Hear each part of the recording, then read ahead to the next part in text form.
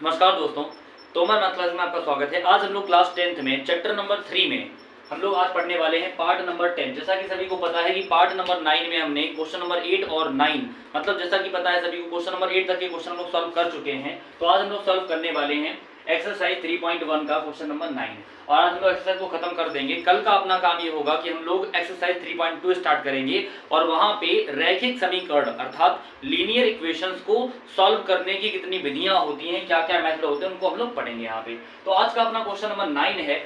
और अगर किसी बच्चे को किसी क्वेश्चन में दिक्कत रह जाती, मतलब जैसा कि पार्ट नंबर 9 तक की वीडियो अपलोड हो चुकी है तुम्हारी, तो वहां पे सभी को क्या करना है कि अगर कोई डाउट रहता है तो वीडियो के कमेंट में बता दें कि कोई डाउट है, तो वैसा क्वेश्चन वहां पे सॉल्व करवा दिया जाएगा। अगर अभी तक की थ्योरी में कोई समस्या है तो भी आप बता सकते हैं, ठीक है भाई। और अगर वीडियो पसंद आती है तो बच्चे अपने दोस्तों से शेयर करें भी, और जिन बच्चों ने अभी तक चैनल को सब्सक्राइब नहीं किया है वो कर लें, ठीक है। तो हम लोग क्वेश्चन को देखते हैं। यहाँ पे क्वेश्चन दिया है रैखिक समीकरण 2x + 3y - 8 = 0। मतलब हमें रैखिक समीकरण दिया है 2x + 3y - 8 = 0। अब पूछा क्या है वो समझ लेते हैं। क्वेश्चन के यहाँ बनते हैं 3 पॉइंट। भाई तीनों पॉइंट हम अलग से लिखते हैं यहाँ पे कि 3 पॉइंट कौन कौन से पूछे हैं, तो एक एक करके समझेंगे 3 पॉइंट क्या क्या है। पहला पॉइंट है कि जो रैखिक समीकरण दिया है उसकी प्रतिच्छेदी रेखा लिखिए। कैसे रेखा भाई? प्रतिच्छेदी रेखा लिखनी। पहले पॉइंट में कहा है कि जो अपने पास में रैखिक समीकरण है उसकी कैसी रेखा लिखो भाई? प्रतिच्छेदी रेखा लिख के देखो। दूसरा पॉइंट इसका दिया है हमें यहाँ पे कि जो भी रेखा दी है उसकी संपाती रेखा समांतर रेखा लिखिए। कैसे रेखा भी? समांतर रेखा लिखिए। और तीसरा पॉइंट है कि जो भी रेखा दी है उसकी संपाती रेखा लिखेंगे। कैसे रेखा भी? संपाती। अब बात ये बनती है कि यहाँ पे हम लोग रेखाएं निकालेंगे कैसे भी। तो सबने शुरुआत से 3 शर्तें पढ़ी थी। कौन कौन सी? कि जब भी हमसे पूछा जाता है कि प्रतिच्छेदी रेखाएं कौन सी हैं, तो हम लोग कहते हैं कि जहां पे तीनों रेशियो समान नहीं होते हैं। जैसा कि पीछे सबने पढ़ा था कि A1/A2 does not equal to B1/B2 does not equal to C1/C2। जब ऐसा होता है तब रेखाएं कैसी होती हैं? प्रतिच्छेदी। तो हम लोग क्या कहेंगे कि जब भी हमसे पूछा जाए प्रतिच्छेदी रेखा तो अनुपात कैसा नहीं होना चाहिए? बराबर नहीं होना चाहिए।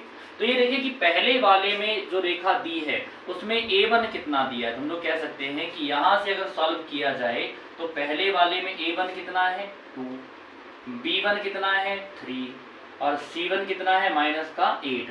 तो जब हम दूसरी रेखा यहाँ पे लिखेंगे तो A2 इसका कुछ अलग ऐसा लेना मान जो इसके बराबर ना हो। तो हमने कहा अगर यहाँ पे 2 है तो उसको चेंज कर लो, यहाँ पे कितना लिख लो भाई? 3।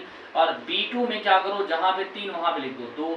और C2 वाले में यहाँ पे कुछ भी लिख दो, कोई फर्क नहीं पड़ता। ये अपने मन से ही हमने चेंज किया है यहाँ पे। ये बात समझे सभी लोग कि प्रतिच्छेदी में अनुपात बराबर नहीं होता है। तो करना क्या है कि जो भी पद अचर हैं A1 B1 C1 और A2 B2 C2, वहां पे केवल क्या करना, नंबर को आपस में एक्सचेंज कर देना है कि A1 वाला जो मान वो B2 में लिख दो और B1 वाला A2 में लिख दो। तो यहाँ पे रेखा क्या बनेगी? तो हम लोग कहेंगे पहले देखो क्या रेशियो इक्वल है। ये रेशियो क्या बनेगा? 2/3। ये वाला क्या होगा अभी? 3/2। और लास्ट वाला क्या होगा? 8/7। लेकिन किसका होगा? माइनस का। क्या तीनों मान बराबर हैं? तो हम लोग कहेंगे बराबर नहीं है। और जब बराबर नहीं है तो रेखा कैसी होगी? प्रतिच्छेदी। तो अब अगर हमसे कहा जाए कि भाई रेखा लिख के दिखाओ तो रेखा क्या होगी? हम लोग कहेंगे ये होगी 3x + 2y और +7 = 0। उम्मीद है सभी को इतनी बात क्लियर हो रही होगी कि प्रतिच्छेदी रेखा में जो रेशियो होता है वो इक्वल नहीं होता है। और मेन पॉइंट है कि हमें रेशियो ही देखना पड़ेगा। तो जब भी प्रतिच्छेदी रेखा की बात कर रहे होंगे हम लोग, तो वहां पे जो भी हमें A1 B1 C1 दिए होंगे उनको आपस में चेंज करना है। और लास्ट वाले टर्म को यहाँ कुछ भी लिख दो, 7 लिखो, 6 लिखो, 5 लिखो, कुछ भी लिख दो, कोई फर्क नहीं पड़ता है। और तीनों का रेशियो बराबर नहीं होना चाहिए, तो वहां रेखा कैसी होगी? प्रतिच्छेदी। उम्मीद है सभी को ये पहली बात क्लियर हो गई होगी। अब हम लोग बात कर लेते हैं भैया समांतर रेखा की। और अगर प्रतिच्छेदी वाली बात क्लियर हुई, सभी लोग थम्स अप करेंगे, एक बार क्लियर करेंगे कि आया है कि नहीं आया है, ठीक है। इसके बाद हम आगे बढ़ते हैं कि समांतर रेखा क्या होगी। तो सबने पढ़ा है कि समांतर रेखा में कंडीशन लिखवाई थी हमने A1/A2 = B1/B2 = C1/C2। क्या ये सही लिखा है? क्या ये सही? एक बार बताएं सभी लोग कमेंट में। क्या समांतर रेखा की कंडीशन ठीक लिखी है? तो हम लोग कहेंगे भाई नहीं, यहाँ पे केवल 2 अनुपात बराबर होते हैं। केवल 2 ही अनुपात कैसे होते हैं? बराबर होते हैं। तो अब देखते हैं कि यहाँ पे भी A1 कितना था? 2 था। B1 कितना है? अभी 3 है। C1 कितना है? तो 8 है। तो अब की बात जब हम A2 B2 और C2 लिखेंगे तो कुछ ऐसे मान लिखने वाले हैं जिनमें दो अनुपात कैसे हो जाए बराबर और तीसरा वाला अनुपात बराबर ना हो। तो हम लोग क्या करेंगे, यहाँ पे 2 लिखा है तो हम लोग 2 का डबल कर देंगे 4 लिख लेंगे, 3 का डबल क्या कर लेंगे 6 और 8 का डबल करो चाहे ना करो यहाँ पे 7 ही लिखा देंगे तो कोई दिक्कत नहीं होगी। अभी देखना कि क्या अनुपात बराबर हुआ, ये अनुपात होगा 2/4, 2/4। अच्छा ये अनुपात क्या है 3/6 और ये अनुपात क्या है 8/7। तो देखना ये है कि 2 दूनी 4 मतलब 1/2 हो जाएगा, 3 दूनी 6 1/2 हो जाएगा, 8/7 ये अलग है। तो केवल ये अनुपात बराबर नहीं है, बाकी के दो अनुपात कैसे हैं बराबर। तो यहाँ समांतर रेखा क्या निकली है पता लगा सभी को भाई, हम लोग कहेंगे तब रेखा क्या निकली है भाई। यहाँ पे हम लिख लेते हैं भी कि रेखा क्या निकली, हम लोग कह देंगे रेखा निकली है 4x + 6y और +7 = 0। ये क्या हो जाएगी समांतर रेखा। उम्मीद है सभी को समांतर रेखा भी क्लियर हो गई होगी कि समांतर रेखा में ऐसा अनुपात लेना है कि दो अनुपात बराबर हो जाएं और तीसरा वाला बराबर ना हो। तो इसके लिए हमें क्या करना पड़ेगा कि डबल कर दें या फिर ट्रिपल कर दें, कैसा भी कर दें भाई। 2 है 2 दूनी 4 3 दूनी 6 और तीसरा वाला बराबर नहीं करना भाई, तीसरे वाले कुछ भी लिख दो डबल ना करके। और वैसे ही अगर बोलते हैं भाई ट्रिपल कर दो यहाँ पे, अब यहाँ पे हो जाएगा 2 3 6 3 3 9 या फिर 8 का डबल कर लेते। तो समझना ये है कि समांतर में 2 केवल डबल करने हैं, बाकी तीसरा डबल नहीं करना है। अच्छा फिर संपाती रेखा की हम लोग बात कर लेते हैं भी। तो संपाती रेखा में तीनों अनुपात कैसे होते हैं बराबर। तो अब की बात जो मान A1 B1 C1 के लिए थे वही मान किसके लेंगे हम लोग A2 B2 और C2 के। तो यहाँ पे डबल करें या फिर कैसा भी कर लो, सबका ही डबल करना पड़ेगा। ये कितना होगा अभी 2 का डबल कर लो या ट्रिपल कर लो, 2 3 6 ट्रिपल कर लेते हैं, यहाँ पे हो गया 6 और इसका क्या होगा अभी 3 3 9 और 8 3 24। मान भी किसका लेना है माइनस का। तो सभी को पता लगा भी कि संपाती में तीनों रेशियो कैसे लिखवाए थे हमने, इक्वल A1/A2 = B1/B2 = C1/C2। तीनों अनुपात जब भी बराबर होते हैं तो वहां पे तीनों मान कैसे ले लो, या तो बराबर ले लो या फिर डबल या फिर कैसे भी ट्रिपल। तो देखते हैं अनुपात कितना होगा अभी, हम लोग कहेंगे 2/6, फिर क्या होगा अभी 3/9 और उसके बाद क्या होगा अभी 8/24। देखिए यहाँ पे भी 2 3 6 1/3 3 3 9 1/3 8 3 24 1/3। तीनों अनुपात कैसे हैं बराबर, मतलब रेखाएं कैसी हैं संपाती। तो हम लोग कह देंगे कि यहाँ पे जो रेखा बनी है वो क्या बनी है, हम लोग कहेंगे 6x + 9y और -24 = 0। ये कैसी रेखा हो जाएगी संपाती। उम्मीद है सभी को ये क्वेश्चन अच्छी तरीके से कंफर्म हुआ होगा कि जो 9 नंबर क्वेश्चन है उसमें प्रतिच्छेदी में अनुपात बराबर नहीं होगा, समांतर में 2 अनुपात बराबर होंगे और संपाती में तीनों अनुपात कैसे होंगे बराबर होंगे। तो प्रतिच्छेदी में आपस में चेंज कर लेना मान को भाई, समांतर वाले में डबल करना 2 को, तीसरे को डबल नहीं करना, और संपाती वाले में तीनों को डबल करो या फिर तीनों को डबल करके आंसर आ जाएगा। तो सभी लोग नोट करें इतना, फिर हम लोग आगे बढ़ते हैं अगले क्वेश्चन की ओर।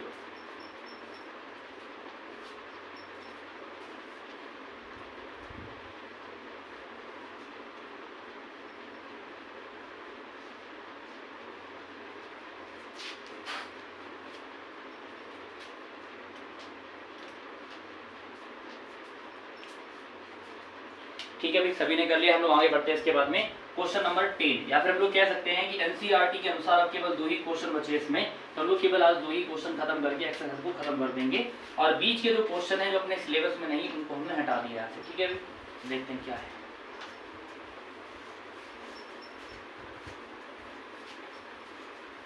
ठीक है भाई, देखते हैं हम लोग क्या क्वेश्चन अगला वाला दिया।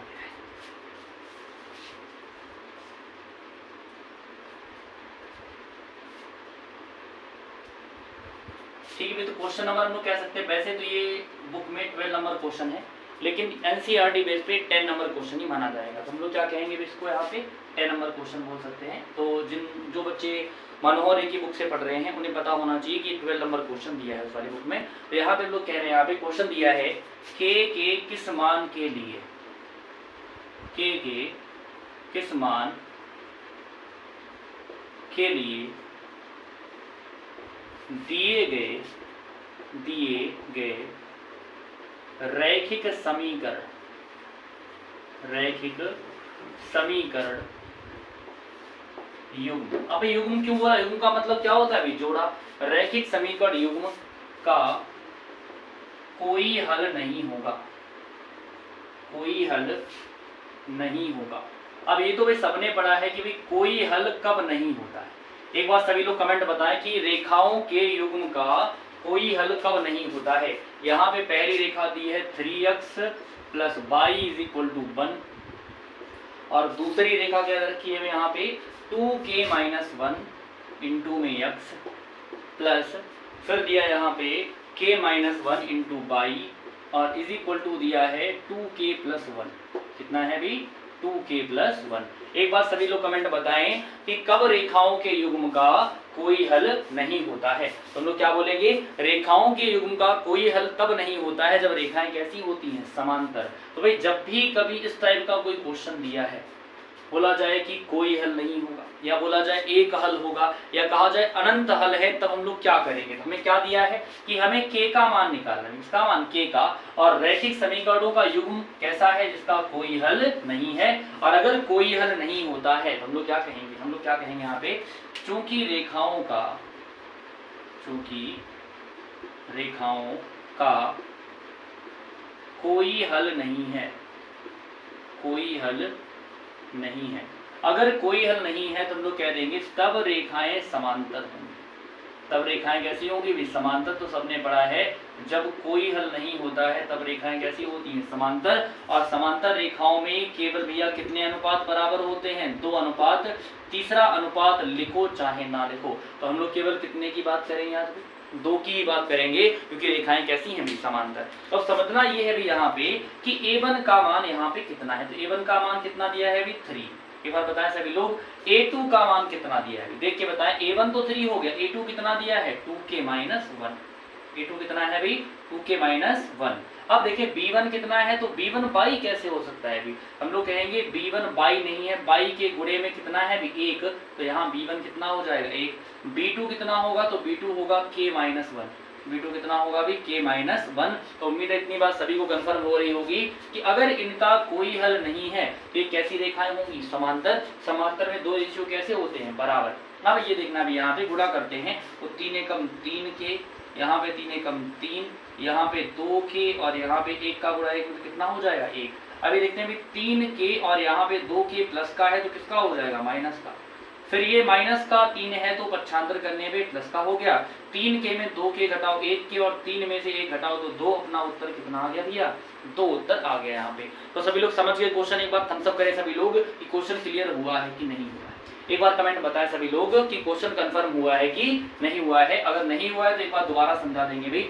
समझना ये है कि उसने पूछा है के किस मान के लिए रैखिक समीकरणों के युग्म का कोई हल नहीं होगा। जैसे हमसे बोला कि कोई हल नहीं होगा तो हम लोग क्या समझते हैं कि अगर कोई हल नहीं है तो रेखाएं कैसी होंगी, समांतर। समांतर रेखाओं में 2 अनुपात कैसे होते हैं, बराबर। हमने कहा a1/a2 बराबर b1/b2। तीसरा वाला चाहे लिखो चाहे ना लिखो कोई फर्क नहीं पड़ता। a1 कितना है 3, a2 कितना है तो 2k - 1, b1 कितना है 1 तो b2 कितना है k - 1। अब कैंची मल्टीप्लाई किया तो 3k माइनस में 3 हो जाएगा, यहाँ 2k माइनस में 1 हो जाएगा। 3k में 2k माइनस किया तो k बचेगा, 3 में 1 माइनस किया 2 बचेगा। अपना आंसर कितना हो गया 2। इतना सभी लोग नोट करें। फिर हम लोग आखिरी क्वेश्चन बढ़ते हैं। आज अपनी जो प्रश्नावली 3.1 है वो खत्म हो जाए, ठीक है।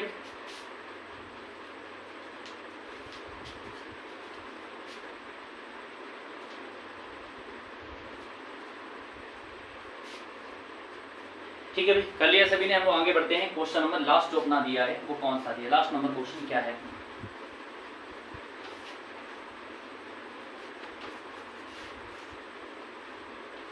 ठीक है भाई, देखते हैं लास्ट क्वेश्चन क्या कहता है। दिया है इसको हम 11 नंबर बोल सकते हैं या फिर मनोहर रे की बुक के अनुसार 13 नंबर क्वेश्चन भी कह सकते हैं या लास्ट क्वेश्चन भी कह सकते हैं उसको। तो दिया है ए और बी के किन मानों के लिए, जैसा कि पीछे वाले क्वेश्चन में सबने देखा कि वहां केवल किसकी बात कर रहा था, के की। अब की बार बोला है ए और बी के किन मानों के लिए, किन मानों के लिए रैखिक समीकरणों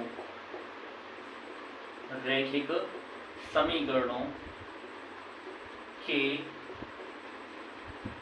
युग्म के अपरिमित रूप से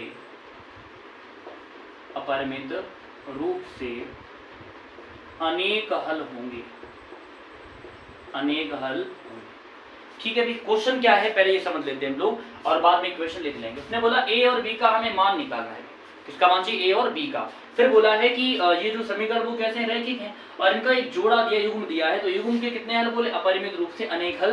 तब तक हम इक्वेशन लिखते हैं, सभी लोग कमेंट बताएं एक बार जल्दी से कि अपरिमित रूप से अनेक हल किन रेखाओं के होते हैं, अपरिमित रूप से अनेक हल किन रेखाओं के होते हैं। तब तक हम रेखाएं लिखते हैं, एक बार कमेंट बताएं सभी लोग कि अपरिमित रूप से अनेक हल किन रेखाओं के होते हैं। क्या बोला है भाई, अपरिमित रूप से अनेक हल किन रेखाओं के होते हैं। ठीक है भाई, देखते हैं हम लोग कि हमसे बोला है अपरिमित रूप से अनेक हल, तो हम लोग कह देंगे कि भैया यहाँ पे जैसे उसने कहा है अपरिमित रूप से अनेक हल, तो समझना ये है कि रेखाएं कैसी होंगी, समपाती। तो हम लोग कहेंगे चूंकि अनेक हल हैं, कितने हल हैं भाई, अनेक हल हैं, और जब भी भैया अनेक हल होते हैं, कैसे हल होते हैं, अनेक हल हैं, तो रेखाएं समपाती होती हैं। तो रेखाएं कैसी होती है भाई, समपाती। हम लोग कह देंगे कि अनेक हल हैं तो रेखाएं समपाती होंगी, रेखाएं कैसी होंगी भाई, समपाती होंगी। तो यहाँ पे बताएं सभी लोग, जब भी रेखाएं समपाती होती हैं तो अनुपात कैसा होता है, जब भी रेखाएं समपाती होती हैं तो अनुपात कैसा होता है, बोले सभी लोग एक बार कि जब भी रेखाएं समपाती होती हैं तो अनुपात कैसा होता है।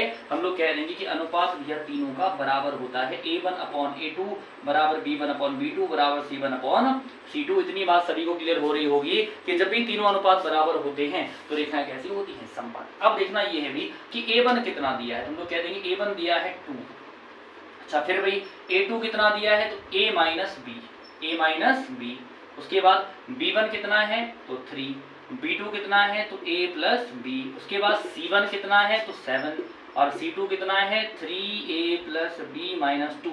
अब थोड़ा सा समझने वाली बात ये है कि यहाँ पे 3 मान है, तो इस वाले को हम फर्स्ट बोल सकते हैं, इस वाले को सेकेंड, इस वाले क्या बोल देंगे, थर्ड। तो एक एक करके सॉल्व करना पड़ेगा। पहले हम लोग कह देंगे फर्स्ट व सेकेंड से, जैसे भाई फर्स्ट व सेकेंड से जैसे ही सॉल्व करेंगे तो कैची गुणा करेंगे, 2a प्लस 2b, ये हो जाएगा 3a माइनस 3b। इतनी बात समझ गए सभी लोग भाई। हमने क्या किया, फर्स्ट और सेकंड को सॉल्व किया है भाई। अब क्या करेंगे, 2a का ट्रांसफर कर दो तो हो जाएगा 3a माइनस 2a। क्या हो जाएगा, 3a प्लस का, ये 2a माइनस का, 3b माइनस का है, किसका हो जाएगा, प्लस का, तो 2b प्लस 3b। अब बताएं यहाँ पे सभी लोग क्या हुआ, एक बार 3a में से 2a माइनस करो, कितना बचेगा, a, और 2b और 3b कितना हो जाएगा, 5b। तो यहाँ से पता लगा कि a बराबर कितना हो गया, 5b।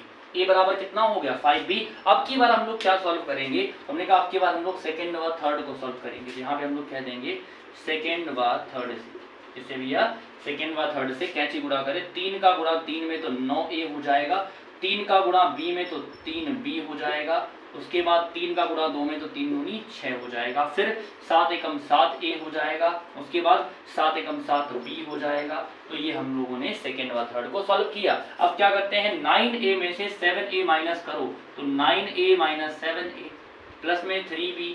अब ये यहाँ पे देखते हैं 7b दिया है, एक काम भी हम लोग कर सकते हैं यहाँ पे कि जो अपने पास 9a है उसको लिख लो, 7a का ट्रांसफर कर लो इस साइड पे, और माइनस में 6 है, 3b को उधर ले जाएं तो 7b माइनस क्या हो जाएगा, 3b।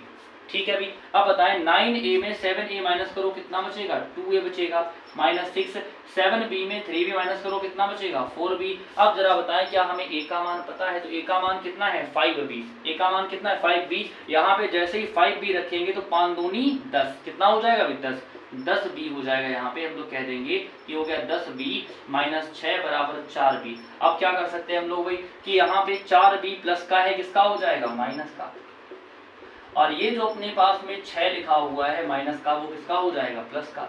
10b में 4 घटाएं तो 6b, 6 एकम 6, b का मान भैया कितना हो गया, 1।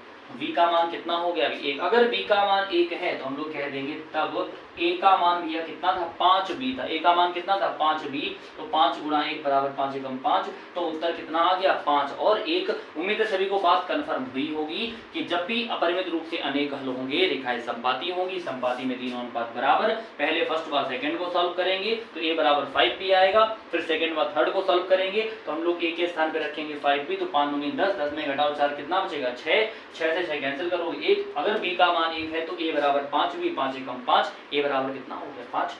सभी को क्वेश्चन कन्फर्म हुआ होगा। अगर सभी को क्वेश्चन अच्छे से कन्फर्म हुआ है तो बात हम सब करेंगे और उसके बाद हम लोग आगे बढ़ते हैं। यहाँ पे आज अपनी जो अभ्यास है 3.1 वो पूर्ण रूप से खत्म हुई है। तो सभी लोग क्या करेंगे, अपने दोस्तों में वीडियो को शेयर करेंगे और ध्यान रखें इस बात का कि भाई कम से कम अगर सॉल्व करवाए जाने क्वेश्चन तो कम से कम 5 दोस्तों में तो शेयर कर ही सकते हैं सभी लोग अच्छी तरीके से। ठीक है भाई, ध्यान ये रखना है कि अब आगे जितनी भी वीडियो आने वाली है सब 3rd नंबर चैप्टर के खत्म होने तक चलेंगे। उसके बाद में हम लोग स्टार्ट करेंगे 4th नंबर या फिर जो भी चैप्टर आप लोग कमेंट में बताएंगे वही स्टार्ट किया जाएगा। तो आज का काम ये भी रहेगा कि सभी लोग कमेंट बताएंगे इस चैप्टर के बाद में कौन सा चैप्टर स्टार्ट किया जाए। ठीक है भाई, धन्यवाद।